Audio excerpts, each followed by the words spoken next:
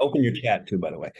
Welcome to the GridironStuds show. Chad Wilson, Emil Calomino here with you on I'll say pre-Thanksgiving because that's when this is being recorded. Hopefully it's getting to you on Thanksgiving Day. And want to wish you all out there a happy Thanksgiving, as I'm sure you would like to do as well, Emil, I'm sure. I would like to wish them a happy Thanksgiving. And you know what? They're going to be thanking us when they get done with our picks. They should be thanking us already because Yes. we're getting the job done. 5-1 last week in the NFL. College, not so much, but you know what it is. It's been a weird college football year, and last week was definitely that. We'll get to that and what's going on and about to happen in the NFL and college football coming up on the show. If you've not been here before yet, go ahead and hit the subscribe button on whatever channel it is you are using or whatever platform you're using to check out the show, whether that is Apple, Spotify, Anchor, whatever you're using. Go ahead and hit the subscribe button so you don't miss out on any other great shows that we're having just like this one. If you want to follow us on social media, you can find Emil live and direct on Facebook, EMILCALOMINO. You can find me on Twitter. You can find me on TikTok. You can find me on Instagram at GridironStuds. Check me out there. Always have something to say. You may find it interesting. You may find it aggravating, but find it you must at GridironStuds. All right, Emil, let's jump into things. First of all, have you been watching any World Cup action?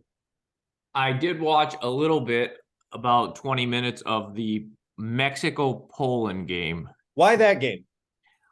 It wasn't intentional. I was having lunch and they had all the TVs on. And I said, well, you know, I like all sports. So, I mean, I just started watching. No, sounds like you were forced. Well, not forced. It was on, and I could have not paid attention, but I mean, I was watching it.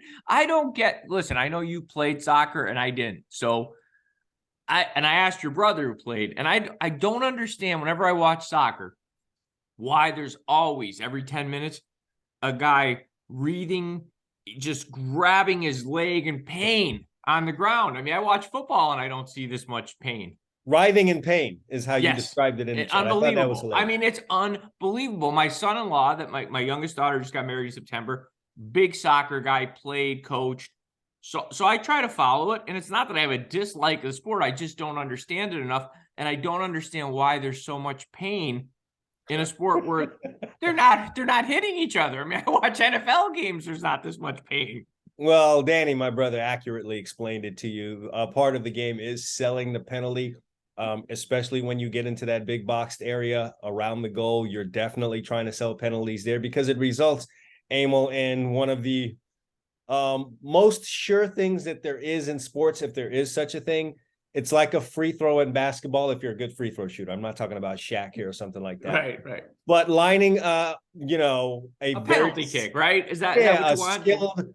A skilled soccer athlete from what I could only say is maybe 10 yards away from a goalie in a net that's about, God, I'd love to know the exact. Yeah, they're not missing is what you're going to tell me. It's very hard to. Yeah. It does happen. And, you'll see them penalty kick shootouts.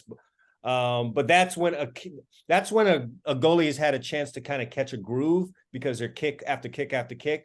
But in that situation in the middle of a game, it's very difficult for a guy to miss, especially when you had someone like Messi, who is arguably the best player in the world. That's the only goal that Argentina scored in an upset loss versus Saudi. Well, I'm going to rely on you to explain this to me too. My middle daughter, she played about 10 years from when she was 7 till maybe 16, 17. So, I saw a lot of soccer games and actually found those enjoyable. Now, part of it was those kind of games to score 4-2, 5-1, whatever, The thing I don't get in every other sport I like, which are the main three, I mean, football, baseball, basketball, I'll watch a little hockey, but I understand when they're not scoring, something else is going on. In other words, if nobody's scoring in baseball, the pitcher's generally striking a lot of guys out. In hockey, there's some violence, so that scratches the itch for me, I guess. But when I watch these guys play in a nothing game, I don't understand what's going on because it seems almost like a children's kickball game or something. The ball's just flying. They run down the other end. They get it. They kick it back the other end. I'm just like, okay. Listen, there's a couple of things here. I'm sure you are speaking for the majority probably of our audience. I'm asking you. I'm not trying. I understand. I want to get into it. This is a typical question coming from Americans, so to speak. Yeah. So, you're probably speaking, like I said, for a majority of our audience, unless I've got a large Caribbean contingent coming from my end, then they understand what's going on. But it's really strategic. A lot of times when you see a game that's scoreless, or it's very difficult for one side that's supposed to be prolific in scoring, it's because the one or both teams are really committing themselves to defense. Means a majority of their players are playing back towards their goal, or they'll pack the defensive end of the field, so that there are a lot more guys there ready to defend anyone trying to attack the goal. And that's something you used to see a lot from some of the South American countries that are not prolific. So the prolific goal scoring South American countries are typically Brazil and Argentina. Sometimes you'll get Colombia, but when you get Ecuador, or you get Peru and those type of countries, or even someone like Poland, some of those Eastern Bloc type of, they're not. And I'm hope I'm not being offensive to anyone, but this is the best way for me to explain it. They're not as skilled athletically. So they're a Big Ten football team. So to give you a football analogy, they're a Big Ten. Oh, you're worried about offending a few Polish soccer fans, and you just defended the entire Big Ten. Go ahead. Listen, that's how they are, friend. If you're not, if you're not Ohio State or Michigan, you're not really piling on the points, because you're just not blessed with a ton of skilled position players, like Ohio State and Michigan's able to do. And often, I'm sorry, they have to leave the area and come down south to get those players. Minnesota, Iowa, Wisconsin. No, we're going to get to that when we get to actually talking about football. But that's the deal. That's soccer. No, you're right. Yeah, you're right. That's the deal. Brazil, very skilled with their feet. If you watch. So what you're basically saying, and let me just translate it back so I make sure I'm understanding you. And now I kind of get it. Okay, in hockey back 25 years ago, and I'm not a huge hockey fan, but I know more about it than soccer. Mm-hmm. If you remember, the New Jersey Devils won a Stanley Cup playing a very defensive style of hockey in the 90s, grabbing, clutching.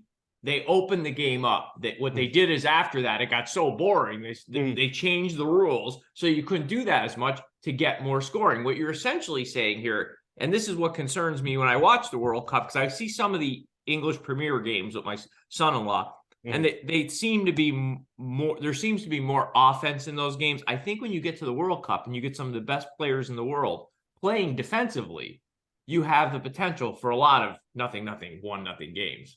I wouldn't even say that. It really just boils down to what you have available in terms of talent on your team. So, like I said, if it's some of those countries that I named where you're not blessed with a multitude of highly athletic players, you're going to tend to play more of a defensive game and see if you can get your opponent to make a mistake where you run out on the other end and you get that one goal that you need to win.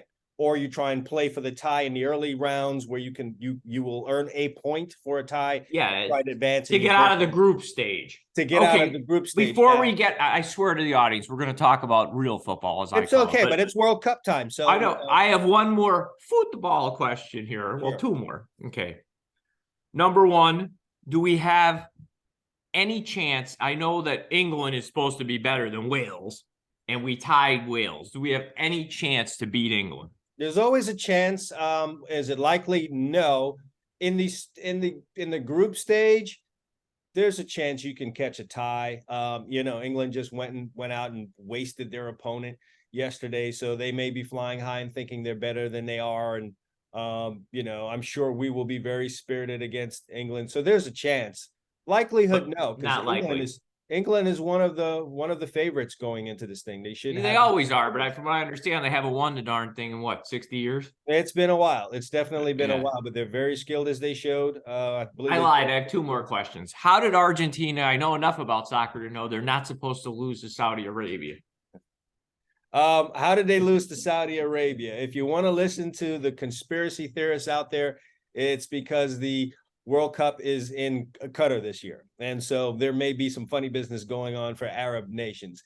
If you watch the games and you're paying attention and you're not into conspiracy theories and you don't spend all day on TikTok, that's all on Argentina. Argentina scored 4 goals in the game, Emil, but They were offsides on 3 of them. And do you know enough to know what's offside? Yeah, I know. Yeah. So that's just being sloppy. Yeah, they just found themselves behind the last line of defense when the ball was passed 3 times. The good news for Argentina is that they showed, all the skill that Argentinians are supposed to show by finishing those plays with goals. They just happen to be a step or 2 past the final line, and they got themselves, dinged for the offside. So it's really a game that they should have won, should have been an easy win.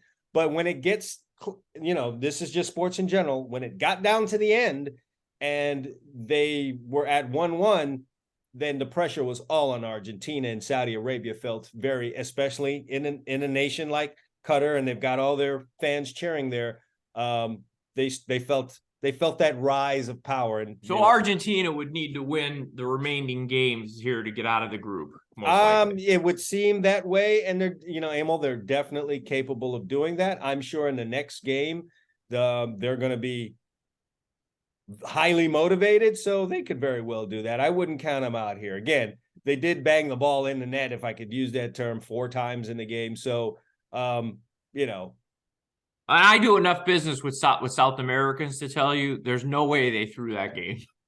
No, and listen, there's no way. Anyone that wants to say the officials or anything behind the scenes happened, if you watch the game, you didn't see anything like that happening there. Argentina. And then finally explain to me before we leave this soccer segment how my ancestors, the Italians, are not in the World Cup. Haven't they won it second to only Brazil? I think they won it 5 or 6 times. Right? It might be Italy or Germany second there. Yeah. I'm at a loss as well. I can't say I really followed the Italian talent. There was a time where I really, really followed soccer. So I could tell you what was going on in the Premier League and in the Spanish La Liga, and in Italy, France, everything. That time has since passed. So I can't really tell you what's going on there. I just know that England was very good this year. Germany's, very good. And so, maybe they didn't find themselves. I know, but I mean, I was just shocked. I'm like, what are these? Oh, here, I looked it up for you. All-time winners. Germany, Brazil 5, 2 runners up. Germany 4, 4 runners up. Italy 4, 2 runners up. So there you go. Basically what I said. So they're in the top 3. Yeah, so I mean, every World Cup you expect to see Spain, England, Italy, France, Germany, and somehow Italy didn't make it there. So okay, now we're going to get to real football, because you said something in the soccer segment that was very interesting to me when you talked about the Big Ten. It's something I observed this week. I'm hitting you cold with it, but people get into all the stuff. This conference doesn't play defense. This conference is great defensively. So I looked the NCAA statistics, and like 6 of the top 12 defensive teams in the country are from the Big Ten. Now, yes, it stands. I don't find that to be because they necessarily play great defense in the Big Ten. I think what you said earlier is really the problem is, other than Ohio State and maybe Michigan this year, there's not a lot of great offense in the Big Ten. I think it's a combination of things, Emil. It is what you focus on. So there's a little bit more of a focus on defending in the Big Ten. And then also what you are facing. And the offenses are not built in an explosive manner. And that's because outside of Michigan and Ohio State, it's very difficult to get the abundance of skilled players to say, we're going to go run a spread offense where we have 4 wide receivers. You may be able to get 4 wide receivers out there, but what happens when you're injured? You lose 1 or 2 guys. Now, what do you have for an offense? You're trying to, you're trying to run a Lamborghini with, a Toyota engine. So you're saying essentially the combination of you feel the lack of outside talent, because if you build the team that way and you've got 2 really good wide receivers, one of them, it's a long season, one guy gets hurt. Now you got a problem because you're running an offense you can't run. Then the other thing is, I would say partially where they're located, some of them. Sure. Absolutely. Yeah. Yeah. But I mean, where the skilled players are located. They're located on the coast and in the South. And do players really want to go up there and be in Ames, Iowa? Do they really want to be in Madison, Wisconsin at this time of year? I don't know that's never really ever been the case. The other thing too, Emil, is that it's what I said on the defensive side. They probably play a little bit more bend but don't break type of defense there. So it's a combination of those things. Well, it's fine. It brought attention because I'm up in Big Ten country, and sure. Last week, one of my friends was commenting, they watched the USC UCLA game, which we'll talk about, and saying, yeah, but they didn't play any defense. I said, to a degree, I agree with you. I said, but part of it is who they were facing. And he's like, I said, they played at their strengths, though, Emil. Yeah, they definitely played at their strengths. The other part of it too is because of the location of the Big Ten schools, and this is something for fans of USC and UCLA to consider.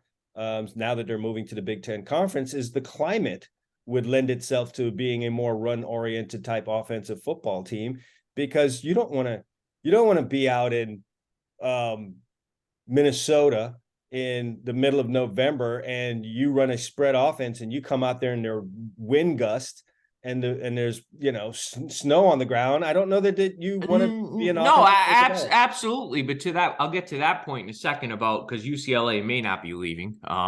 But to your point, what I was trying to say is, what I'm saying to him is that my friend, I said, listen, you got to understand something. I said, you're saying no defense. I'm telling you, other than maybe Ohio State and Michigan, I said, those teams are putting up points on almost anybody they play in your conference. I said, because they said they've got NFL guys littered all over their offense. So it can look like you're not playing defense because they got a lot of offensive firepower. Yeah. Again, an abundance of that type of talent. And that this used to be what would go on down south in the SEC.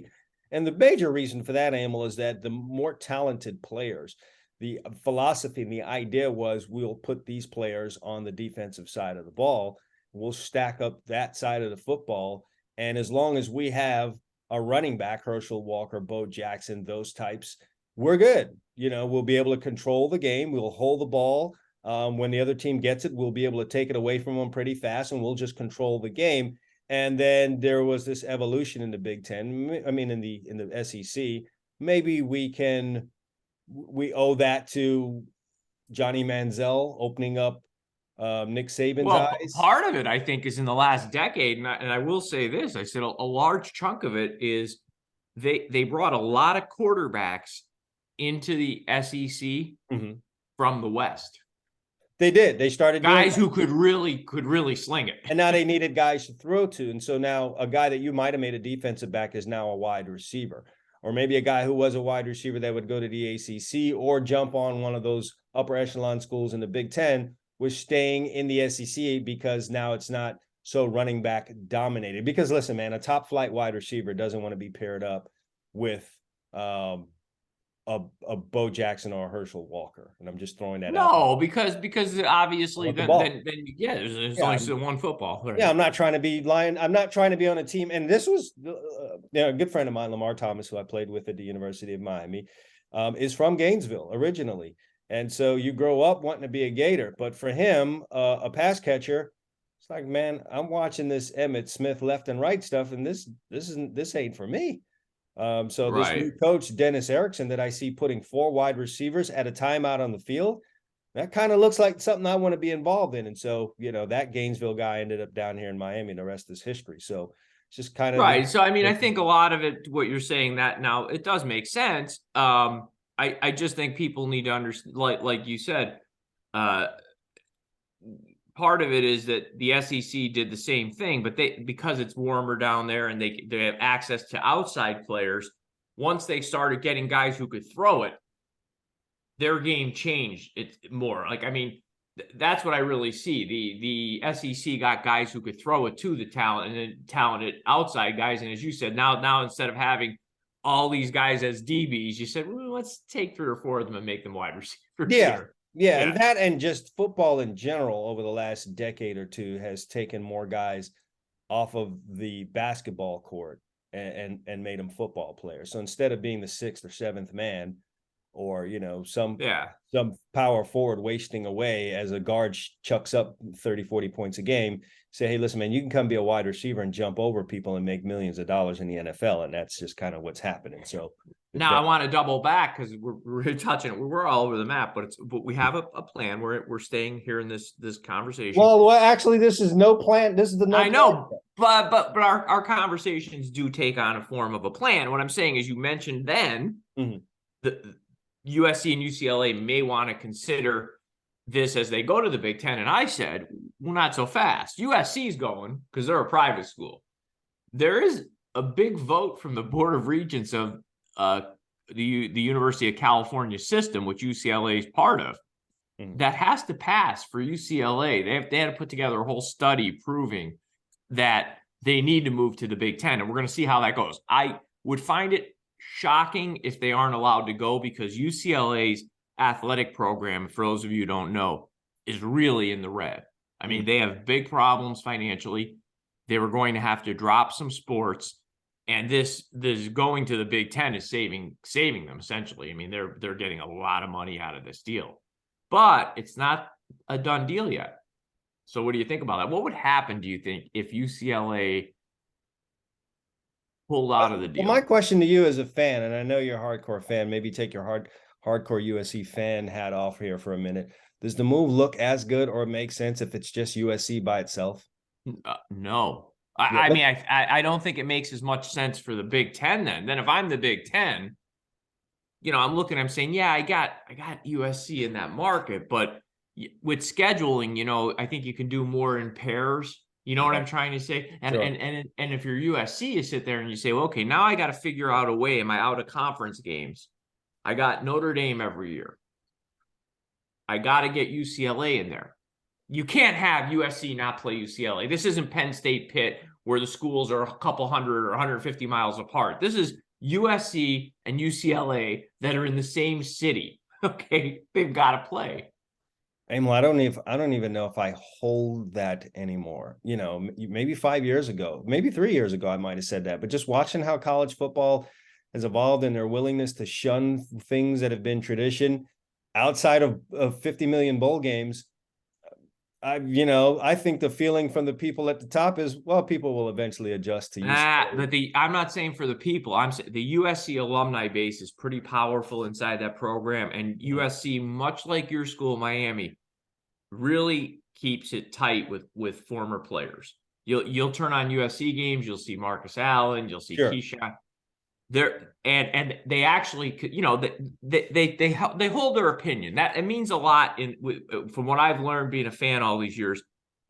They really hold alumni and especially player alumni opinions in high regard. And I think that's good. So what do you think would happen here if they denied UCLA? Do you think USC might think twice about going?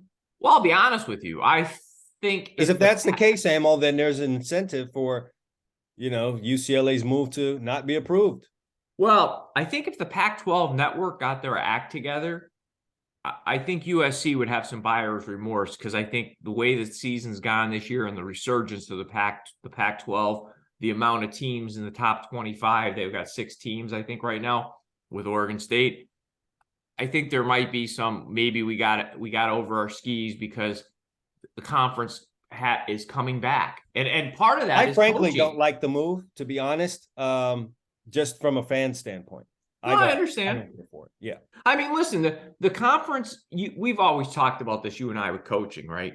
Conferences tend to evolve when you get a top coach or two, everybody's got to bring their game up, right? Mm-hmm. So you get a Lincoln Riley in there now, you're going to see all these other programs continue to improve their game because they have to. So I think it would be, in a way, I almost wish the deal would fall apart at this point. Yeah, I'm with you. It's like USC and UCLA have shown you that we will move. And so the ball should be now in Pac-12's court and say, hey, well, all right, what are your gripes? Tell us once again. We know you've told us, but tell us once again. We're ready to. Or we'll take you more seriously. Because, I mean, I know a USC gripe, and, people of other teams can get angry, but I mean, we could go through every conference, right? The SEC's moneymaker is Alabama. That doesn't mean they have to win every year, but that's their big brand, okay? Let me tell you something. Alabama is not playing on a Friday night at 9:00. That isn't happening. Well, okay. Yes, that's not going to happen, Emil, anywhere throughout the South. Because of what high school football is. What I'm trying to say, Southern California high school football is pretty damn big, right? It is, but understand that there's a lot more going on in Southern California. So it's like, what percentage of the population are we going to get to care? You do this in the South, Emil, outside of Sunday morning church service, Friday night is it. So no, I get that. What I'm trying to say is you can't take USC and put them on a Friday night 10 o'clock game. I don't think any of those games should be on Friday night. I don't know if I've said this on the show before. I've got a friend of mine who has a son at USC. He has a son at Arizona State. They're both DBs, by the way. So kudos to him. People talk about me all the time. This guy has 3 kids. Actually, another one that's going to go big time as well. But he's got a kid at USC. He's got a kid at Arizona State. And then a kid that's playing high school football. And he's already been put in that pickle of a Friday night USC game when his son is playing ball on that same Friday night. It's just right. So you and I are saying the same thing. What I'm trying to say is from a business point of view, it doesn't make a lick of sense if you're the Pac-12 to say, let me take my national brand, USC, and let me put them on Friday night. Why? Why would you do that? Yes. I mean, no one does that in television for an exact reason. Right. So listen, the only Friday night show I know to ever have done anything is Miami Vice. That's it. That's the only one I could. You're right. And most of our audience doesn't even know when that was on. So we're dating ourselves. No, absolutely. Friday night. The only show I ever made, you changed your plans or you went out later because of ever. And that's my thing is, I wish USC could go back and maybe everybody sticks out an olive branch and they say, listen, we're not trying to be jerks here, but we'll stay, but we got to have certain conditions. And one is, we're not doing that. Number 2, why are we playing our championship games on Friday in Las Vegas? What? Well, like Saturday. Yeah, fix it, Pac-12. Fix it. Fix it. Okay. Yeah. Just coming down. Charges have been filed on the against the Michigan State players that beat up on the Michigan assault players. Yeah. We've got a felonious assault. It was the only felony charge was on one guy, Kari Crump.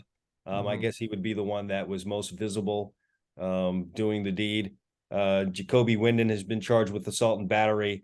Idavion Brown and Angelo Goose, Justin White, Brandon Wright, and Zion Young each face 1 count of aggravated assault. I'm sure all these things will be plead, Emil, and we'll see where this goes. I mean, we talked about this when it happened a couple of weeks ago. I don't know what to make of it. There's a side of me that says, you don't want that stuff happening. Obviously, it's a bad look. It's dangerous. I mean, you had 2 kids with 90. I mean, so that maybe is a deterrent going forward. And then there's the other side of me that says, well, I mean, it was a fight at a football game. They happen, unfortunately, more often than you can imagine. But I don't know. I'm hoping more of the former, that this serves as a deterrent for guys in the future. Keep it on the field. And once things get into the tunnel, man, barking's going to happen. It's going to be chirping. Football's an emotional and physical game, man, but just walk away, go in the locker room and go on about your business. You guys can carry the beef over to Twitter. That's kind of what we do now. That's the new game, huh? Yeah, that's how I'm looking at it. Emil, I want to talk about this. Just got back from Mexico. I know you guys see me drinking water and coughing here. I had this illness already before I went there, so let's not throw that. Listen, can you put a mask on? I don't really want to get COVID from you. I have taken COVID test. I'm good. No, I'm being sarcastic.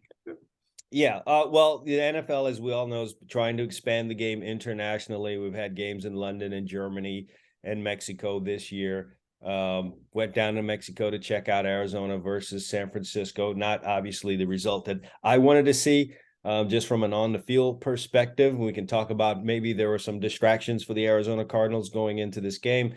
And listen, by and large, I want to be a positive guy, but I don't know that Mexico is the greatest venue for an NFL football game. I'm sure fans listening and watching the game on Monday night could hear the spiritedness and the crowd cheering during the game. That much I will say was very apparent, and they're big time 49er fans in Mexico. So, they definitely, it was a and I'm holding up my air quotes, it was a home game for the Arizona Cardinals, but not in the stands. It was really like 90. The two biggest teams down there, my understanding, I know it's the Cowboys and then the 49ers. The Cowboys had 109,000 people at an exhibition game there 20 years ago. Yeah, so they're not just America's team, they're Mexico's team as well. Both teams, the 49ers are very popular, as you mentioned. Yeah, I would think the Raiders probably run third in there. Oh, so. They're there. They're up there. But let me ask you this. Was this your first time or only time in Mexico City? My first time in Mexico City, third or fourth time being in Mexico. Yeah. So what was your what's your impression of Mexico City? Okay. I don't know that it would be on my. If I said, "Hey, it's just a big city, right? It's a big. It's their version. Big city." Now, granted, I went down there ill, so stayed in a hotel room. The wife and I both weren't feeling very well when we first went down there, so we spent that first day in the hotel room. Unfortunately, outside of that, though, it's fine. It's nice. Would I go back? I don't know. Would not top on my list. That's just because there's other places I want to go, but I want to keep this strictly to. As a venue, if you're an American, and I'm going to sound spoiled here, the venue is not really modernized. The seating isn't all the greatest. And Emil, I want to tell you something. I didn't have a chance to really check out the whole concession situation. I don't believe there were concession stands, so to speak. Didn't really notice any going in. So what that leads to is a constant barrage and sale of items up and down the aisles at the game. So you can't see, in other words. There's a guy walking in front of you, yeah. Constant distraction, reaching up for a beer. And they drink beer like you would not believe. Emil, I could not believe the consumption of cervezas at this game. Men and women. It was unreal. But between throwing them back. How much were they charging for a beer? I have no idea, Emil. It has to be 10 or 12 bucks. I mean, they're throwing probably not. Probably less than that. The way they were getting pounded, or the economy's doing a whole lot better than ours. Because man, I'm telling you, they were coming up and down those aisles in between the people selling them with one in both hands, and it was just constant. And you would have beer salesperson at the beer salesperson following each other down the aisle, yelling out for people that they want beer. Well, like no one, I'm actually disappointed in you with your characterization of the lack of modernization. You sounded like my wife. When I bring her to a stadium, now my wife, I have to say, she likes football. She's not one of these women that doesn't like. She likes my football. wife as well. Yeah, she likes football. But about 7 years ago, I took her to the Coliseum. Now this is baby, I got a story there for you too. You probably went a year before we did.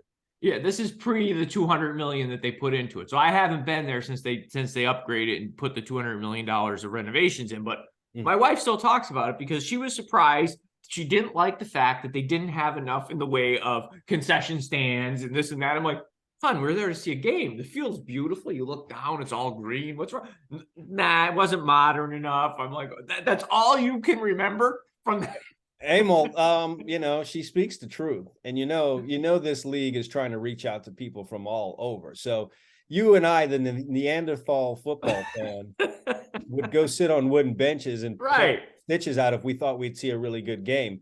However, Quincy's first game ever was in the Coliseum. The Colts took on the Rams, and they had not built SoFi yet, and invited my dad to the game, who was 70 at the time.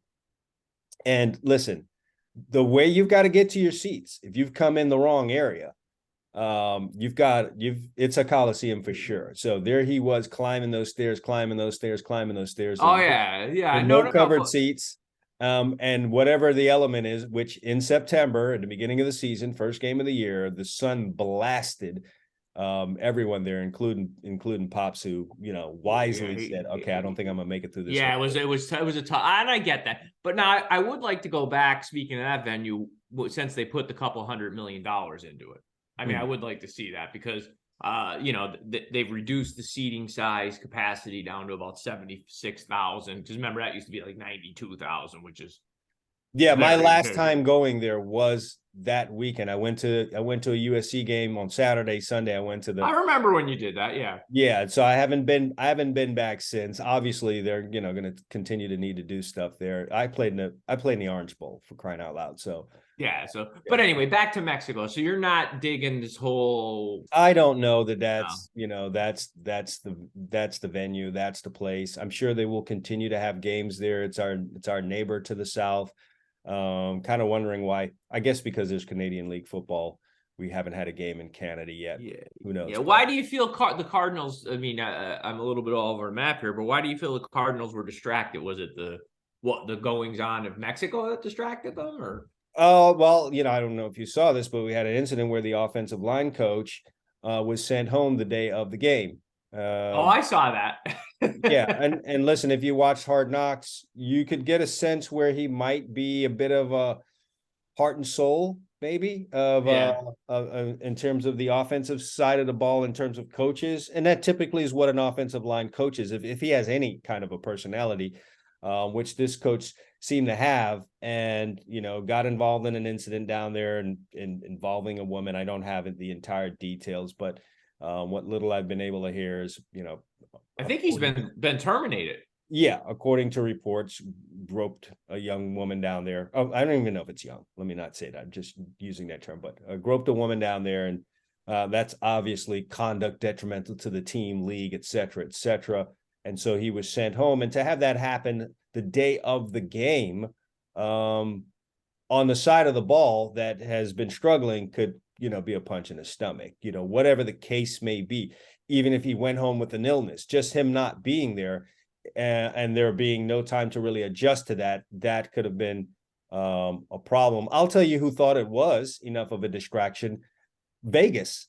Because Emil, if you go back and look at the line moves for the game on that day opened up at 8 and Oh yeah. and quickly blew up to 10 in favor of the 49ers within hours. So apparently someone somewhere had this information, because I could think of no other reason for that to move. Naming Colt McCoy the starter for that game, and I don't even know that decision was made around that time, would not move the line 2 points. No, and you know what? I'm not sure. When I was younger, I'd assume that, well, these guys are really smart. They must have studied this. And as you get older, you realize sometimes you attribute competency to people that they really don't deserve. Because believe it or not, even some really rich, smart people spitball a lot of stuff. I'm not sure if they've really thought through the incremental benefit of playing these games in London and Mexico and everything else versus the detriment to the league in terms of quality of play and this and that. Because I can't really imagine you're converting that many fans hard to make them hardcore. Like, I just can't imagine there's a lot of Mexicans that are sitting around because that game was played there saying, you know what, I'm going to start watching football every Sunday. I wouldn't even know how they quantify that. There's got to be a reason that they keep doing them. I know when we're able to move around throughout the city, many of the people that we came in contact with, and what my wife will do is really walk around the downtown areas. So, near the hotel, whatever, go in, look at shops, talk to people while we're there. And the majority of them seem to be a little aloof in terms of, who was playing. Yeah. I heard there'll be a game tonight, or game coming up this weekend. The American football teams, so Well, you went to London this year. I mean, do you think there's a lot of people in London that are sitting around now, say, unless they're Americans abroad, but I mean, do you think there's a lot of people from the UK sitting there saying, I gotta watch football on Sunday? I don't think so. I think they'll be curious, Emil, but no more curious than we are about the game of soccer. If you don't have some kind of previous connection to it, I would think it's probably the same. They do have the El Clasico that comes here every year. They've played it here in Hard Rock Stadium. And so that stadium is going to be packed with people that are already soccer fans, and maybe a small percentage of people, oh, well, what's going on? There's an event here. Let me show Yeah. up. And they'll probably Yeah. go to Formula One racing, And if there was a dog race, a big dog race or horse race, they'll show up to that. But I'm not sure. Maybe overtime is what the NFL is hoping. Maybe. I mean, maybe. Let me bounce you to a different topic. We're going to bounce back to college here. What do you make of that total beatdown suffered by the University of Tennessee on Saturday? Maybe a couple of things here. And, you've touched on it in text. I think it's a combination of what you said and what I, was able to observe. I think, when you kind of play the game the way Tennessee has played it the last few weeks, in particular the week before, where they were lobbing bombs at the end of the game against Missouri and trying to cover the point spread, and to the point where I came up with the spread watchers moniker, if that's the correct word. There's detriments to that, and that is karma, as you said. And it might incite others that are coming up against you. And then B, you create a false impression to your football team, a false sense of security, like, hey, we're really, really good. Well, I don't know. We're in a little bit of a battle against Missouri. And then once Missouri put their hands down, you proceeded to pummel them in the face. So are you really that good? You may run up against someone who's willing to keep their hands up, and they may be able to throw a better blowback. And then now what are you going to do? And so, I think. Well, I think we know each other a long time, and you know me. I'm not real big into the whole let's stop playing in the third quarter because I might embarrass you stuff. I'm all for kids want to play. If a kid's second, third team and I put him in the game to run the ball, or if he's a quarterback, I'm going to let him throw some passes. I'm okay with that. Okay. So to be clear, but what I was trying to get at with you when I was texting you, Tennessee in the game we're specifically talking about, they're up 59-14 on Missouri. Whether you win that game 59-14 or 66-14, you killed them. Your pole position is solid. There's 2 minutes left in the game. They're not going to call timeout. You're on their 8-yard line. 3 knees, the game is over. There's a certain class I like to keep too. Now, if there's 10 minutes left in the game, I'm not going to tell the running back to fall down. I'm going to give him the ball and say, try to score. That's what you're in there to do. But with 2 minutes left in the game, I'm not rubbing salt in the wound. I'm taking a knee and I'm going to do the classy thing when the score is 59-14. That's just me. I think that's a combination of, we are Tennessee, we're not Alabama or Georgia, so we don't feel confident enough to just say, winning a game by a good margin is going to be enough for us. We're kind of new to this thing, so we're going to have this as impressive a final score as possible. The other thing too is we care about stats. The head coach is an offensive guy. They tend to care about numbers. I'm not really knocking them for that. Heupel was once a Heisman Trophy candidate, was he not? Finished. Yeah, he was a starting quarterback on Oklahoma's last national championship team in 2000. So he understands the importance of numbers when you've got a guy like Hendon Hooker, who, God, I hate that he blew out his ACL. It was a terrible Saturday all the way around for them. But you've got a guy that might be chasing that trophy. Yeah. So having those numbers will as well. But he wasn't in the game.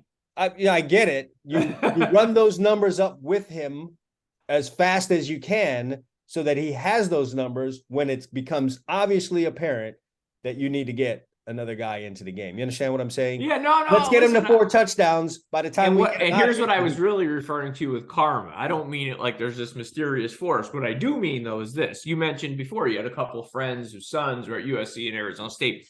See how you coached. The coaching community's tight. So you don't know. We don't know. Maybe the Missouri and South Carolina coach are buddies. I don't know, because I'll tell you one thing. South Carolina was trying to go over 60 at the end of that game. Oh, so hard. They were so hard. Very hard. I mean, I don't know. I always say, when I say karma, I mean more like, hey. Well, I feel like that's a part of karma. I feel like that's a part of karma. I know you do. Behind the scenes start to work against you. And I'll tell you this, in the high school football game, if you operate in that way, when you go to your next game, there is a kind of an agreement typically in most areas. I don't know how it is throughout the entire part of the country, but I've been in Cal. I played high school football in California. I've coached it here in Florida. There's a certain amount of games that you trade with a future opponent. So it might be 2 or 3. Yeah. That's how they do it up here. Yeah. If you're the type of guy that's stomping on everyone's neck like that, you can go to,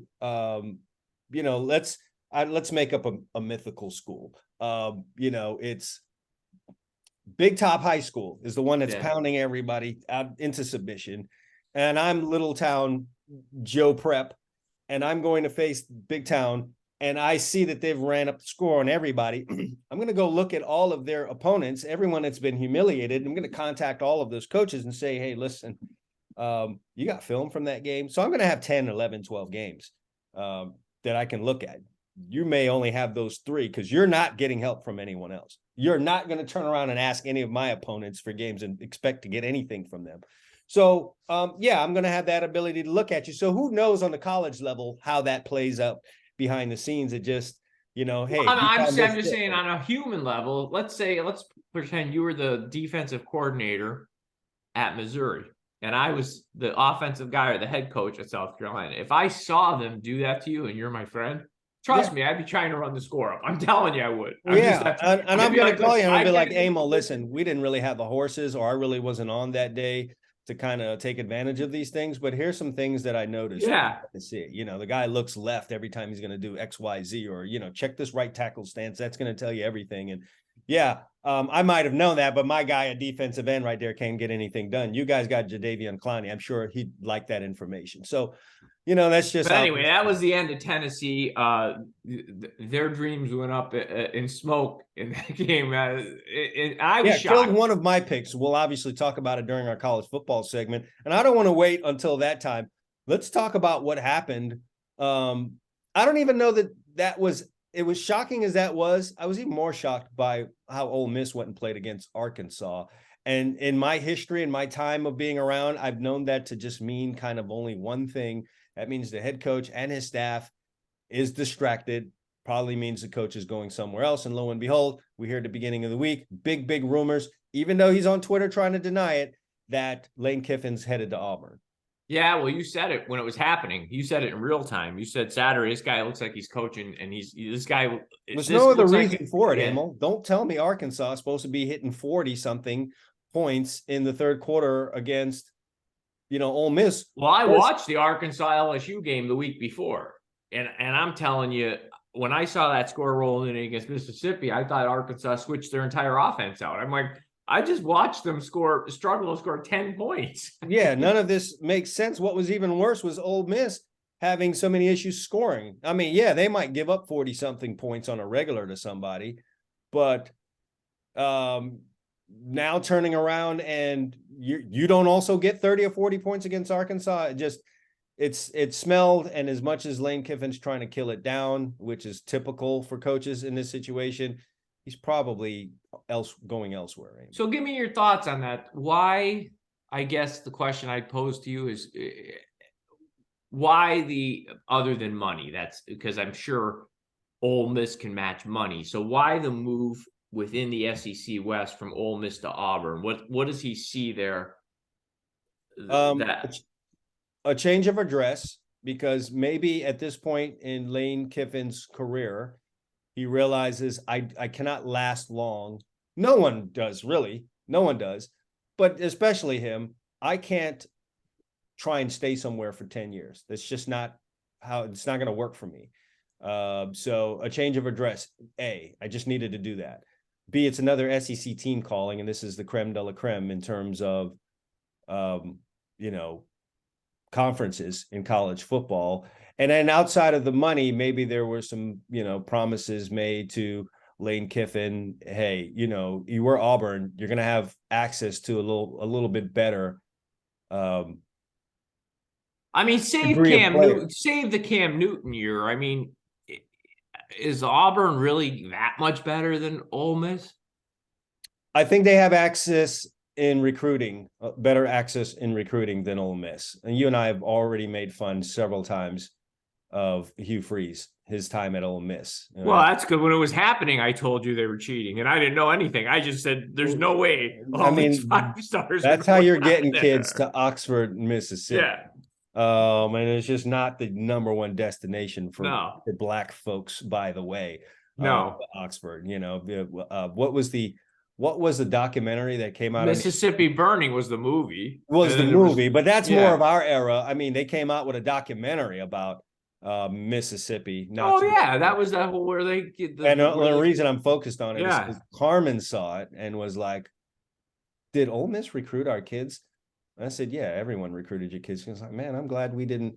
It's like, wow, so it made an impression on her, and you have to think that would have been the case many places. But yeah, Auburn is just going because of their history, because of their location. I mean, they're really close to Atlanta. They're down here in South Florida. Man, they used to have a whole run through Dillard High School down here, who's starting to become good again. So they're going to have a shot at better recruits there, and that's music to Lane Kiffin's You ears. know what I don't understand? Like, give you like last year, right? When everybody got caught off guard with Riley and Kelly going from their respective schools to where they are now.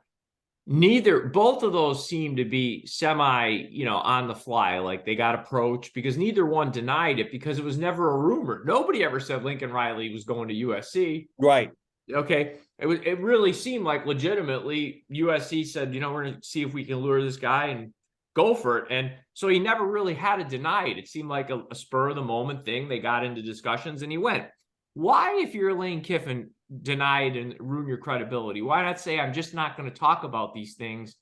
Because when you deny it and then it happens, it seems very silly. Because the table's been set long before Lane Kiffin, and no one is going to put Lane Kiffin in the top 5 of all-time credibility amongst college football coaches. I think he knows what he is. And so he's just like, look, others have played it this way. I have no problem playing it this way. And that's the way that it goes. Or maybe. No, I'm asking you though, why not I'm not saying he should specifically. I'm saying, why not just say, if you're a coach, listen. That's not what Lane Kiffin is, Emil. Yeah.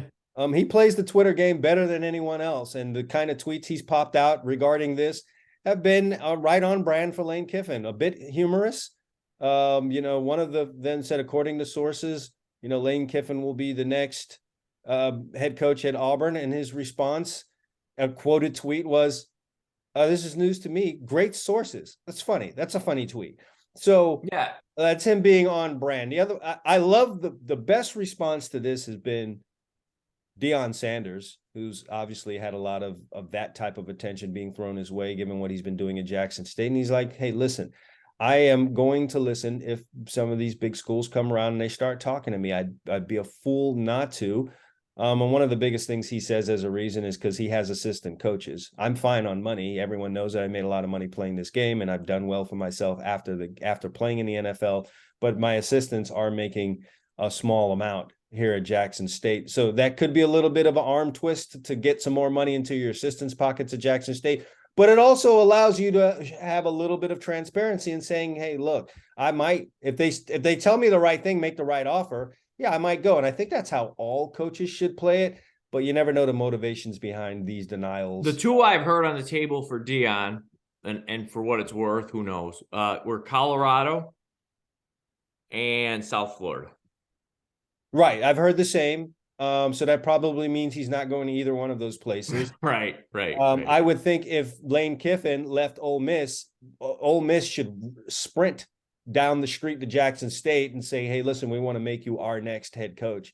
I mean, they took a bit of a chance with Lane Kiffin and it worked out. Why don't you do that with back a truck up? You got money if you're Ole Miss. And try to get Deion Sanders there. You're already in Mississippi. You probably own this state in terms of recruiting. You would definitely do that if you're coming in there with a Rebels polo on. So, I would think that would be a big place. But in terms of a career arc, if we all follow the Urban Meyer plan, because I insist he's the best at this, I would say South Florida. South Florida would make sense because of obviously his ties to the state. So yeah, his ties to the state. You can resurrect a program that was once decent in doing things. And then Colorado now just seems like a tall hill to climb in a conference that's kind of at a crossroads. I don't know if that would be the move to make. And a lot more eyeballs and scrutiny at a Colorado than maybe a South. No, I'm with you. Well, hey, let's do this because we can also touch on some of last week's games when we're doing it. And then I have some NFL topics I want to hit you with. Let's do our college picks and cover last week's now, and then I have a few NFL topics I'd like to hit you with. All right, let's have at it. How'd we do last week? Is that fair?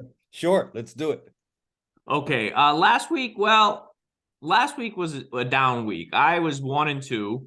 So that puts me at 17-19 on the year in college. I'm trying to get to that, 500 mark. You had a tough week. For a while, you were doing pretty solid in college, but you went no wins, 2 losses, and a push. You had Tennessee. We talked about that game. You had Ole Miss. We talked about that game. And then you got a tie on Oregon. And to be fair there, it's a shame. For purposes of the show, you get a tie. So you're 14-21-1 on the year in college. But that game went off with Utah favored. So, anybody who listened and played later probably won. Okay. Sure. That kind of week. Yeah, it was that kind of week. For me, my loss was TCU. I gave the 2.5, my first loss, I should say, against Baylor. That was a game where an extra point really screwed me because they missed the first extra. Then they had to go for 2 and they missed it again. So with their field goal at the end, they won by 1 when the game would have been 31-28. But them's the breaks. I took a loss there. By the way, what'd you think about that game? Baylor, you and I were texting. Baylor played like a team when they got ahead that was playing not to lose, in my opinion. Yeah, which is, kind of silly for Baylor, given what they accomplished last year. Defensive coach type of thinking, I guess. Their last 2 possessions were 3 and outs and very conservative play calling. When a couple of first downs, they could have iced that game. I mean, they played free and easy for the first 3.5 quarters. They played that way. They got a nice lead, 10 points or whatever it was at one point.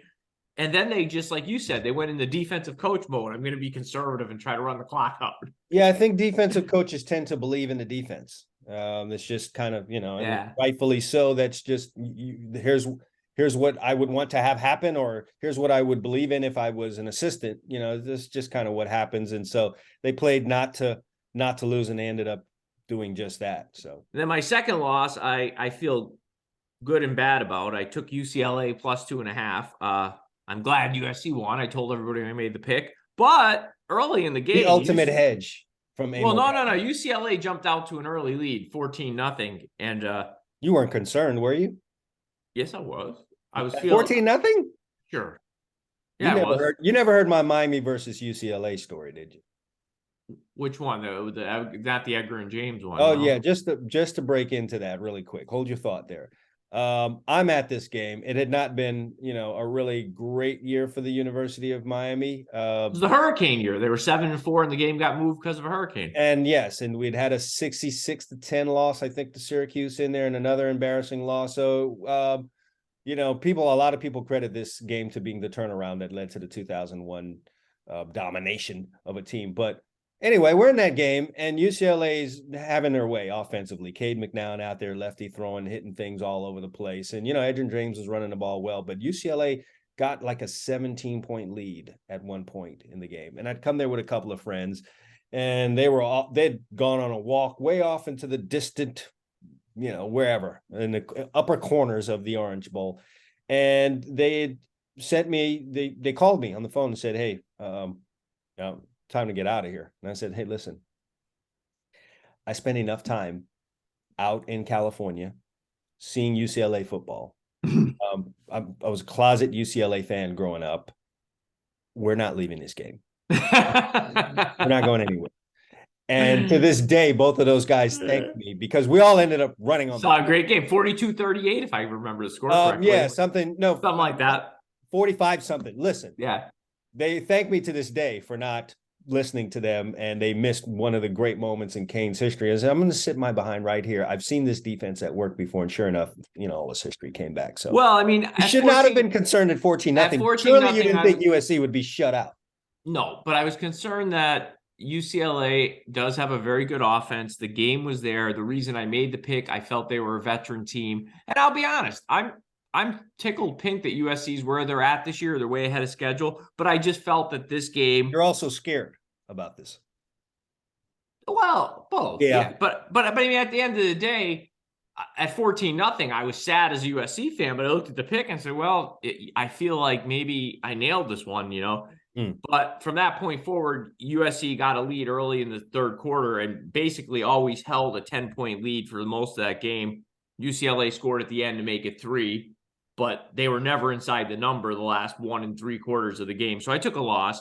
And then my one good pick on the week, I felt this was a piece of handicapping, and even you scratched your head. I told you Louisville was going to – I thought they were going to put it to NC State. They handled them pretty easily. Yeah, 25-10. NC State in a fog. Yeah. By you definitely there. Yeah, so we both have some work to do as we go gear up here toward the bowl games. Why don't you go first? Hit me with what you got this week. Listen, it's been difficult, obviously trying to figure out college football for me. 1 week I'm up, next week I'm down, but we're getting down to the end part of the year. And I'm usually great in the bowls, and I'm typically good heading into that part because I have a pretty good idea of who's kind of. You've always been strong in bowls ever since, and I know you over 20 years. You've always the bowls you have owned. I will give you that. Yeah, we'll see how that goes, but we're not at the bowls yet. So first game I'm going to start off with is Clemson, Emil. The line on this thing is rather heavy, and it's kind of crazy, but I understand it that they would have South Carolina as a 14.5-point underdog. Is that what you've got over there? Yes, 14.5. Yes, 14. Yeah, I mean, they just absolutely stomped on the former number 1 team in the country, putting up 65 points. South Carolina looked unstoppable. If you could beat the number 1 team in the country, a team that had been at that number 1 spot, oh, by the way, a team that beat Alabama this year, 65-38, I mean, who could you possibly lose to? And then who could you possibly be a double-digit underdog to? Oh, I know where you're going with this. So, if it smells like something's up, something's up. All right. And I'm going to back Clemson, who seems to be now catching their footing and feeling like the Clemson of old. And they're, as you even said, I think last week, they're finding ways to try and creep these guys back into the fold here. And maybe Clemson is, getting that feeling as well. So Clemson is feeling like Clemson. They're playing good defense. The offense is coming around. The quarterback is kind of moving in the direction. Maybe they've found what it is he really, really is good at. And Clemson's hitting their Clemson stride. And I think it's also a combination of, I think this is one of those games. I like your pick here, by the way. I think South Carolina may be a little giddy after last week. And that's very hard for a team that's not used to winning to reload for another big game. Yeah, and maybe they don't even understand why they went out there and, beat this team by, damn near 4 touchdowns. So yeah. I don't expect their head to be on straight as they head on the road to take on their in-state rival. Just a couple of weeks ago, this team was battered by Florida 38-6. And I think that's a little bit, somewhere in between that 38-6 and their 63-38 is where South Carolina is. And if that's the case, then Clemson's probably three touchdowns, maybe 24 points better than South Carolina here. So that's gotcha. Okay. Listen, Syracuse was a good story at the beginning of this year, Emil. Their leading wide receiver is a kid that played at the high school like Coach Dad. I know his dad, Aronde Gatson. People should know that name if they're down here in the South Florida area. And a good story. They were doing a lot of good things. The big thing, though, was they were playing at home a lot of those early games. They head out on the road to play the aforementioned Clemson Tigers, and it's been all downhill since there. They have not won a game since that October 22nd meeting with Clemson. 5 straight losses. They're heading out on the road again to face Boston College. Now, Boston College is having a miserable season, but there's no way right now with the kind of football Syracuse is playing and being on the road that they should be a 10.5-point favorite. No, and it's weird. Boston College 2 weeks ago goes out and pulls the upset against NC State. Yeah, so they showed you what's possible. Right. And then last week they go to Notre Dame and get absolutely waxed. Yeah, so here's what I get. I get a Syracuse team that hasn't been able to win away from home. They haven't been able to win at all over the last 5 games, facing a Boston College team that was shut out last week. If there's any ounce of pride in the Eagles program, they're going to come with their hair on fire in this, the final game of their season. So I think we're going to get a very spirited game out of Boston College. On top of that, you're a double-digit underdog to a team on a 5-game losing streak. I think Boston College will be highly, highly, highly motivated into this game. And I would not normally feel good about taking a team with a record like this at the end of the year, but I think Boston College will have their mind in the right place in this game. Makes sense. 10.5, I believe, is what I'm getting. You got 10.5. All right. Next one is, listen, if there's been one thing that's difficult to figure out this season has been lines on Oklahoma Sooner football games. They've just been kind of weird. And I think I'm kind of ahead of the game on the odds makers here. They want to make Oklahoma a 2-point favorite in this contest at 2.5 right now, by the way. Well, that's even better for us. Texas Tech is on a 2-game win streak. And, you know, when you look at Texas Tech's season, you see 6-5 and you're like, they've lost to the bigger, more heavyweight teams in this conference. A loss at TCU, a loss to Baylor, a loss to Oklahoma State, loss to Kansas State. Those are 4 in-conference losses against really, really very good teams in this conference right now. And the other only loss was at NC State, a team who at the time had visions of being number 1 in the ACC on their half of it. Yeah, I'll be honest with you. Other than the Baylor game, they've been in every game. Yeah. And these were losses against real tough opponents. Oklahoma is a good opponent. They're not a tough opponent. They're not any of the other 5 teams that they've lost to. Texas Tech is getting this game back at home. They're feeling good after back-to-back wins. This is a chance for them to really put a nice cherry on top of their season. Oklahoma has not been in this position in a very long time, Emil, sitting here with 5 losses. I don't know how high and jacked up they can get for a Texas Tech team on the road. They did just have a really good game last week in Bedlam against Oklahoma State. I think they're just not going to have their minds where they need to be to come out and win this game. And they're just going to have to, you know, they'll do their bowl thing, right?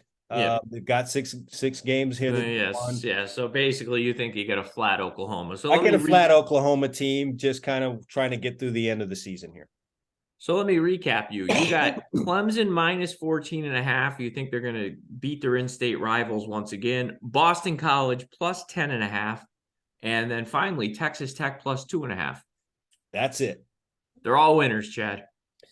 Hey, don't you be jinxing me now. No, they're all winners when we give them out. Of course. Oh, you got to pick for me. I'm not going to pick the game. I'm just curious. What are you looking at, USC, Notre Dame?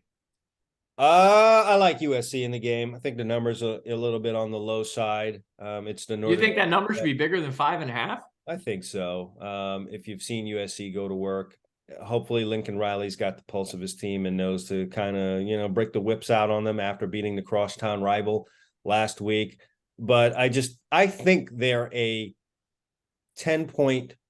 They're 10 points better than Notre Dame.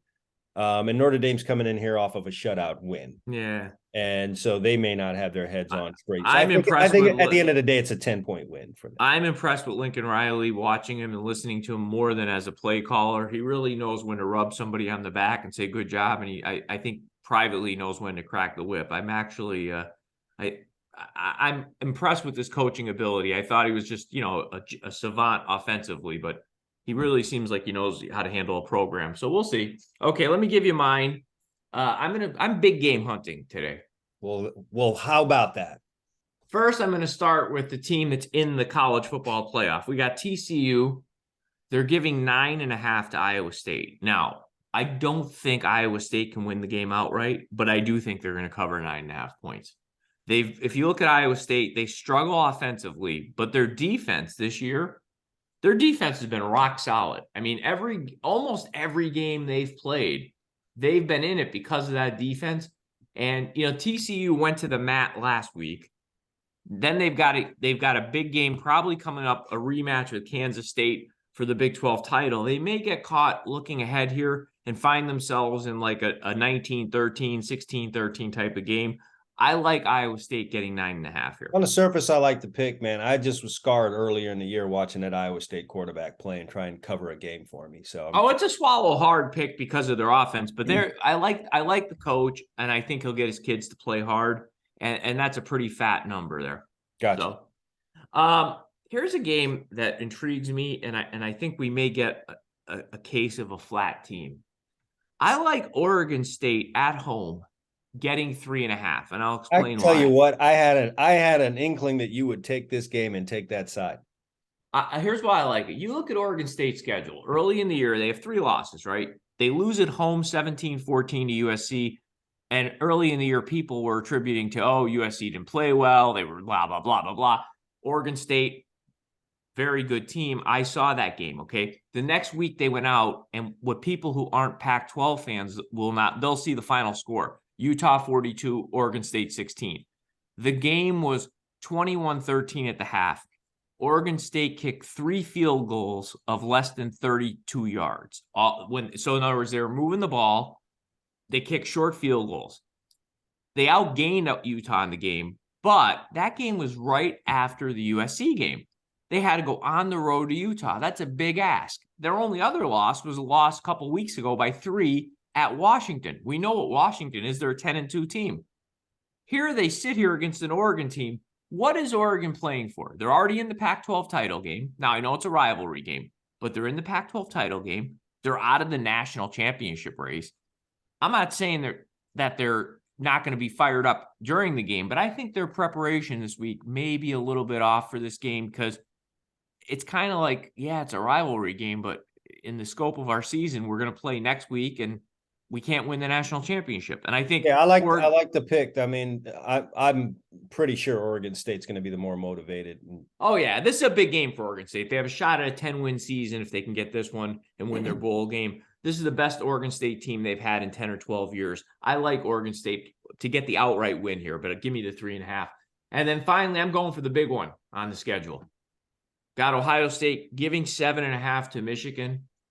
And I'll tell you what, after what Michigan did to them last year and the way they dominated them, I just think Ohio State's going to put it to Michigan this week. I like the hook on the edge of that 7 as being very telling. Yes, it's got to be very like 7.5 is like 10. Yes, and I think here's the thing: I watched Michigan the last couple of weeks, and now I understand they didn't play their best football game last week against Illinois. I get it; every team has those games, but I'm not sure the Michigan quarterback can make enough plays in the passing game that will keep Ohio State from saying, you know what?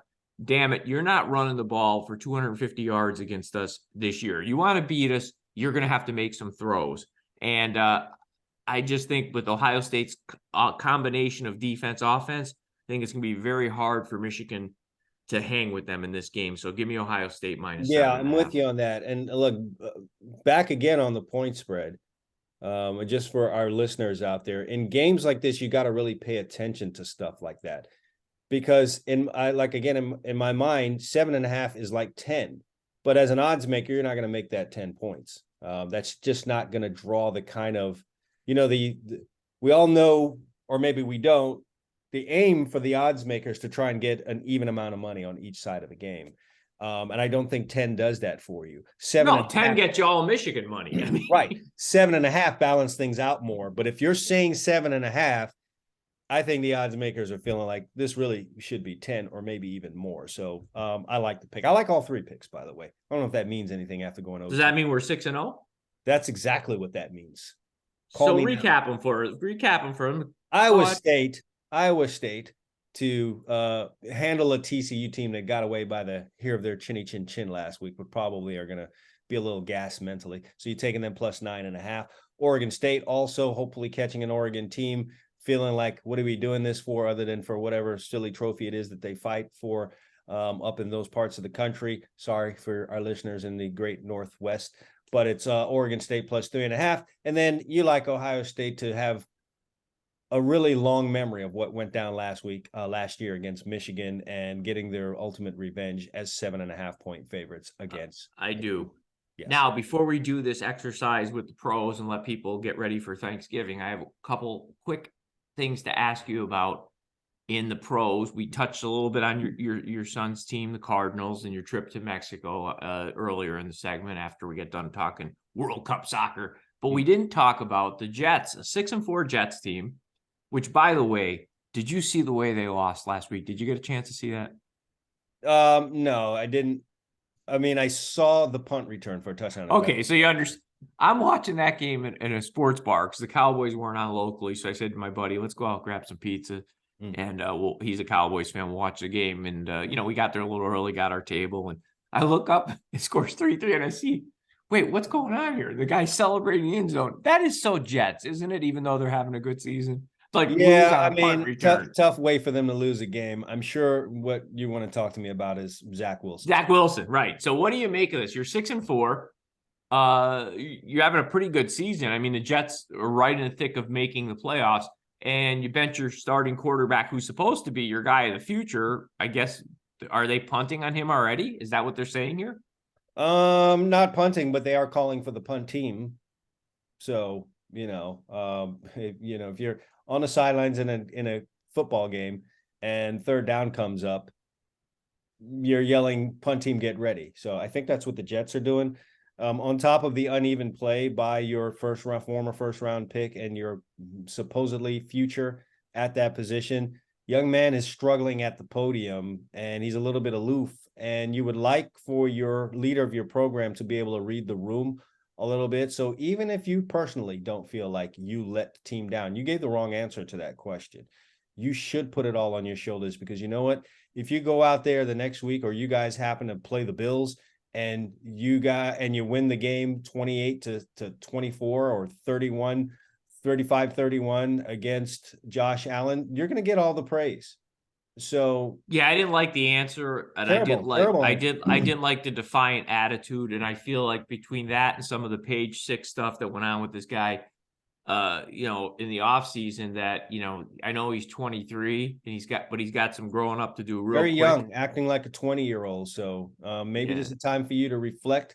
This is us giving you a chance. Sit down, watch your team operate with another guy. It's going to be Mike White, someone I'm obviously very familiar with, quarterback for us at University School. I'm happy he's getting that opportunity, but maybe a chance for you to sit back and just watch how the offense operates under a veteran guy who, is not trying to operate outside of the offense. And I spoke about this last week. Take what's there, go through the reads, and don't try to make it all about you. And then you're going to get a chance to see what kind of football team we have all the way around. You don't have to go out and win games. Just don't lose us any football games. So far in 20 NFL games in his young career, he's already thrown 16 picks. That's not good. And obviously, and his completion percentage is shade over 55%, which in today's game is atrocious. So, he's got to. I think Mike White's going to be a great guy for him to watch, because if one thing about Mike White, he's going to run the offense and he's going to take the throws out of there. He's not going to force anything down the field. If a guy's wide open deep, he'll do that. If they're covered, he'll dump it down to the back and let a talented guy do his thing. So maybe there's something for Zach Wilson to learn there, hopefully. Otherwise, man, they're going to have to turn the page on this guy. And it sucks for the Jets, because I don't know what their draft capital situation is, but the kind of season you're having, you're not going to have a high draft pick if you're trying to replace No. And one more before we bounce into our picks here. I got a question for you. What do you make of this whole chase of Odell Beckham, it seems, is ensuing? I don't know if the teams are actually doing it. I think it's great content for some of these outlets, because everyone, Emil, is starving for content.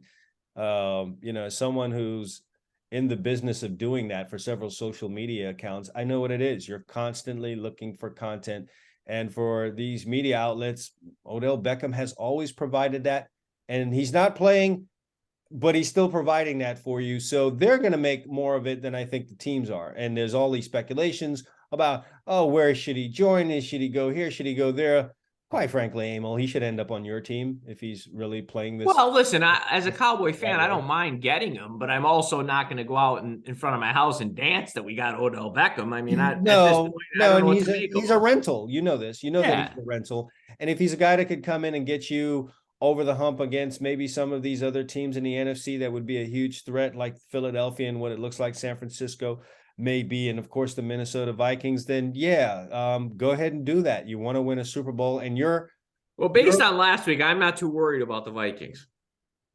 I mean, sure, but if you end up in another game if you end up in a playoff game against the Vikings, you should worry. You should pray you don't see the Vikings in a playoff game. I would just say that to you as a Cowboys fan. You don't want to see that team again, because they're not as bad as you. Of course, and the motivation. It's always hard to do that. It's hard to convince your own guys. That the bigger problem is It's harder to convince your own guys. Of course, and you're going to want to go out there and do the exact same things that you did. And so Minnesota already knows how you're going to attack, and Minnesota's going to be the one changing everything. So, yeah, you better hope if you're a Cowboys fan and you're trying to get to the Super Bowl, it doesn't involve Minnesota. Although I will say this, the one problem Minnesota has, and I'm not, well, we're going to find out on Thursday if they fixed it, because the Patriots are pretty good pass rush, but the Cowboys pass rush is ferocious. And they just couldn't block them. And I don't have a pick on that game, Emil, but I like the Patriots in it. Yeah, well, I'm just telling you. I mean, I watched that game. Forget everything that happened on the scoreboard. The one thing that was very evident, if you get a chance to watch some of it, the Vikings just couldn't block the Cowboys front four. I wouldn't take too much out of, first of all, anyone trying to block that front four. But second, I wouldn't take much of anything that the Vikings did there. They just, you and I both know, because we'll talk about this. We both had the Cowboys as a pick. Minnesota just wasn't going to be sky high on. No. I'm with you. Yeah, they were loving that Buffalo win. That Buffalo win was might be 2 losses.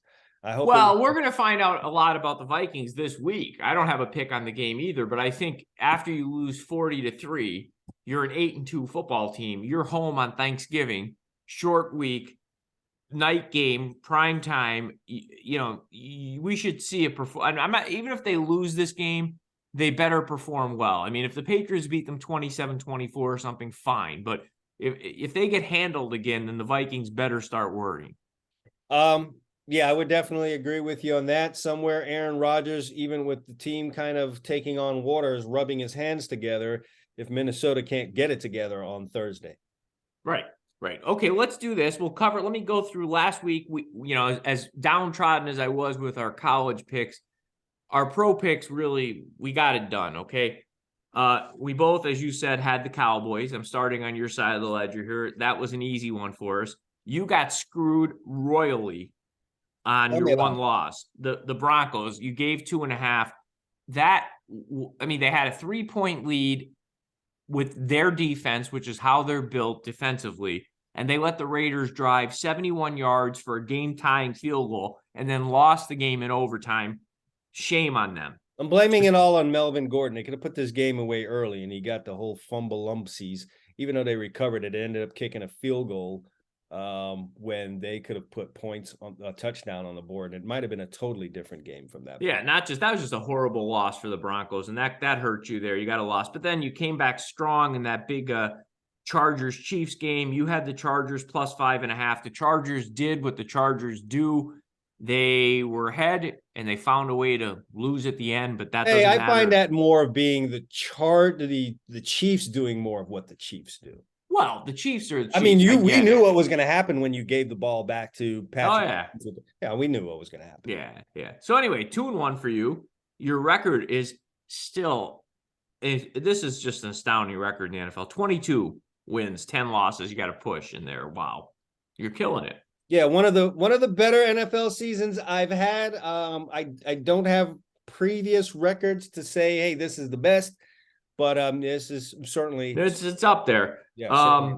I laid out a 3-0. As I said, I had the Cowboys. Then I went and I got the Colts plus 6.5 against the Eagles. I think, the Eagles are 9-1, but I think the Redskins, as I was about to call them, the Commanders, found some chinks in the Eagles armor that the Colts exploited for a while. But then, Matt Ryan is playing in cement these days. He can't move, and Colts just aren't a very good football team. And the Eagles won that by a point, but the Colts easily covered the 6.5. They were ahead the whole game. And then finally, my pick of the week, I told you, I just don't believe in the Giants, and the Lions got 3. They put it to them. A blowout win against a top-of-the-line Minnesota Vikings team for your Cowboys, and then a loss for the Giants against the Lions. I mean, and a 3-0 Sunday. You just had to have one of your better Sundays on record. I did, and I'm trailing you, though, still. I'm 21 wins, 11 losses. I have a push, so you still have the lead in the NFL, but for anyone listening, we're getting it done for you. Yeah, together we're rocking this thing. So you go ahead first in the NFL, and then I'll give I'm going to go with the local team, not my local team, your local team. I'm going to start off. I'm going to take the Miami Dolphins minus 13.5. I normally am not one to like laying these kind of numbers in the NFL, but very courageous of you, by the way. They're coming off a bye. And here's the thing. I saw some of that because I told you, in a sports bar. I saw some of that Texans Commanders game. Man, that team deserves the number 1 pick. They're benching their starter, Davis Mills, too, by the way. Who's playing quarterback? Check later on Sunday. I might want to go down there. Yeah, I mean, I'm being sarcastic. I don't know. Do you? I mean, listen, the only thing this team's got, the running back is solid. I like that kid. But other than that, they're terrible. And this game feels like 40-13 or something. I just think that the Dolphins go up and down the field here and do what they want. Unless they start pulling guys on me in the third quarter, I don't see how they don't cover this number. I'll lay the 13.5. Gotcha. Next, another big number. I've got the Kansas City Chiefs that you were just complimenting, and I'm going to again lay a big number. I'm laying all 15.5 here against the Rams. Wow. The Rams are just atrocious. I mean, they can't block up front. And you know, you look at a team like that, like them in this game, Stafford's got nobody to throw to. Kupp's hurt. They can't block it. He found some of the other guys on the roster last week. He discovered that there were other guys that played. Yeah, he discovered some other guys. But I tell you what, I'm going to lay all 15.5 here with the Chiefs. I think, again, I don't see how the Rams have the weaponry to hang in this game. All righty. And then finally, I don't think they're going to get the win, but I do feel this is very similar to last week. The Packers are playing for their season on Sunday Night Football. They're getting 6.5 at the Eagles. I think this is another game where the Eagles squeak it out. But if the Packers don't give you an A+ effort here, I just think, I'll be shocked. Could they give an A+ effort and still lose by the number? I don't think they'll lose by the number. I think they will attack the Eagles much the same way their last 2 opponents have tried to do it and had success. They'll go on the ground. They've got 2 really good running backs. They've got a 1-2 punch there. And I think they're going to try to shorten this game and have some success doing that. In the end, the Eagles are the better team. So I think the Eagles win the game. But 6.5 seems like a lot here. I think the Packers get this one. Yeah, I'm kind of feeling you on that. So summarizing things, my man Emil is laying a truck ton of points here. He likes the home team for me here, the Miami Dolphins, 13.5 point favorites against the Houston Texans and their quarterback to be named later. He likes the Kansas City Chiefs laying a college football score against the Los Angeles Rams, the defending Super Bowl champion Los Angeles Rams, 15.5 points there. And then he likes Green Bay to apparently fight once again for their season for like the 4th week in a row against the Philadelphia Eagles, who have been kind of sliding lately. They were very lucky to win last week. So Eagles might be taking on a little bit of water here. And if they are, Green Bay would love to get on that. And Green Bay is going to go into this game knowing whether or not Minnesota is someone that they could probably take a pick at. So pretty solid picks there for you, especially that last one. Here's how I'm rolling this week. Cincinnati and Tennessee. Very shocked, Emil, because like Tennessee, we've seen what they've done. All right. They've won, what is that now? 6 of their last 7 games. Yeah. Only one being a 3-point loss at Kansas City. I mean, I dare say right now, one of maybe 2 or 3 of the most impressive teams in the NFL right now. And they're coming off of a primetime win at Green Bay. This is the time for them to be double-digit favorites. They're underdogs against Cincinnati this week. So, you know what I'm thinking. Somebody knows what's cooking, and I'm going to ride with those folks that think they know what's cooking. Taking a look at the Bengals, yeah, it's been 2 struggling teams that they've beat here, but offensively, they're bringing things around, and this is without Jamar Chase on the football field. They score 42 against Carolina. They come back again against, off of a win like that, you might, see some backsliding. They come back last week at Pittsburgh, and they put up 37 on the division rival Steelers. I think Cincinnati's really got things rolling offensively. So you feel like this is kind of you're letting the line lead you to the pick here. You feel like something's not right here. Yeah, I mean, listen, I'm not just kind of pulling it out of nowhere. Cincinnati is playing good ball. No, they are. No, I don't. Yeah, and if you're saying that they're a 2-point favorite at Tennessee, I'm gonna roll with you on that. So I've got Yeah, I Cincinnati. like that pick because the more I look at this game, you know, when you point it out like that, like why is Tennessee 7-3 playing the way they're playing, getting 2.5 at home? I see what you're going, what you're doing there. Absolutely. The Yeah. next one is this: odds makers trying to play games with us here. I'm not buying this one. All right, like on that last one, I can see the games being played. I see what they're trying to do here. Knock it off.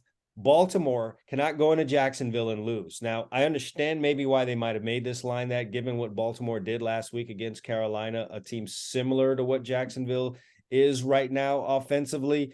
And they struggled and it was a field goal fest. They're not doing that 2 weeks in a row. I really believe in John Harbaugh and the Baltimore Ravens in this time of the year. They just don't seem to be like the kind of franchise that's going to put back-to-back games like that together. So they were stinky offensively at 13 points last week. They're at Jacksonville now, and I'm sure they've had a solid week of preparation, and that's all you really need against Jacksonville, the way things are running for them. So this 4-point favorite thing, I can't see them losing to Jacksonville. So I like them to win the game. I like that pick. Yeah, I've got to like them as 4-point favorites here. Jacksonville started off solid this year, but right now, man, they're running in a situation where they've lost 6 of their last 7. I don't know what they have in the tank here. Once Baltimore come out fired up, once Baltimore hits their stride, they may just say, oh, here we go again. So I like Baltimore there.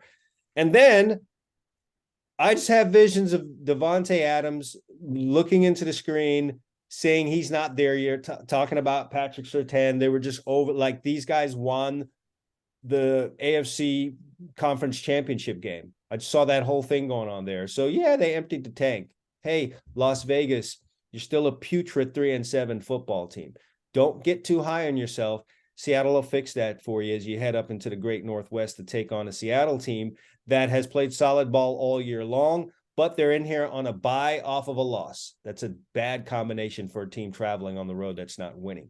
So you've got I feel like Seattle can't get any respect. They're like Rodney Dangerfield. Like nobody believes that they're good because you know everybody still has this offseason story of Russ is gone. Well, guess what? They didn't notice because Geno Smith is outplaying Russ. Yeah, and it kind of like you're not respecting Geno Smith as well. Prior to that game at Tampa, against Tampa in Germany, they had a 4-game win streak going. And so, like I said, they've had 2 weeks to lick their wounds, and they're inviting a team that's 3-7 to their house. Do you see Seattle losing back-to-back games at the hands of the Las Vegas Raiders? Absolutely not. And we're talking about only 3.5 points here, correct? Yes. So let's recap that. You've got the Cincinnati Bengals, the defending AFC champions, going on the road as a 2.5-point favorite, taking down the Titans. You've got the Ravens giving only 4 in Jacksonville. No way you could see Jacksonville beating a playoff-bound Ravens team. And then home, you got the Seahawks against the Raiders. The Seahawks -3.5. I like them all. Yeah, I see at least 2 teams that have no business losing. And then, I see a team that's kind of riding high here against a team that might kind of need a break from winning. Tennessee Titans. You listen, I was way outside my comfort zone laying the points I did in the NFL, but I just thought those 2 teams, I'm going to be interested in seeing on how that rolls. I don't think in all of our time doing this show you've ever done. No, I'm not big. I would rather usually take points like that, but I couldn't find a reason to do it. Yeah, so we'll see how that whole thing rolls out. For everyone else out there, I don't know when you're listening to the show. If you're listening to it after Thanksgiving, I hope it was a happy one and great time spent with family and friends. If it's pre-Thanksgiving, happy Thanksgiving. Enjoy that. Enjoy the weekend. It's a big, big sports weekend, Emil. All the college football rivalry games, the NFL games, plus the World Cup and NBA basketball and NHL, everything you could want. Oh, yeah. You've got all that. So we hope you guys enjoy all that. Enjoy your weekend. For Emil Calamino, I'm Chad Wilson. Thanks for listening to the Gridiron Stud Show. We'll talk to you guys next week.